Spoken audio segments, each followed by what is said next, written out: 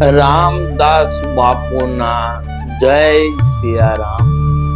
मन ऐसा निर्मल भया जैसे गंगा नीर, पीछे पीछे हरि फिरे कहत कबीर कबीर।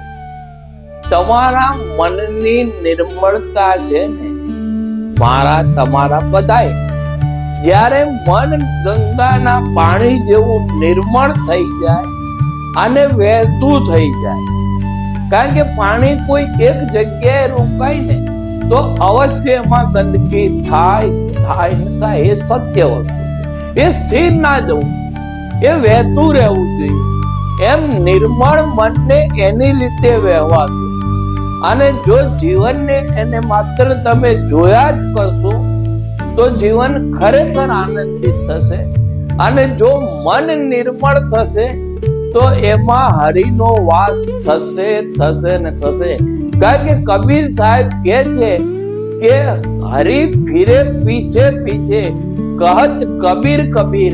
એટલે ભગવાન તમારી પાછળ પડશે, કારણ કે ભગવાનને ભક્તની ચરણ રજ બહુ વાલી છે. એટલે પહેલા તો એટલા હરિમય બની જાઓ કે ઈશ્વર તમારી પાછળ પડે. તમારે ઈશ્વરની પાછળ ના પડવું પડે, પણ એના માટે પહેલા તમારે તમારું મન સ્વચ્છ અને નિર્મળ કરવું પડશે. રામદાસ બાપુના જય સિયા રામ.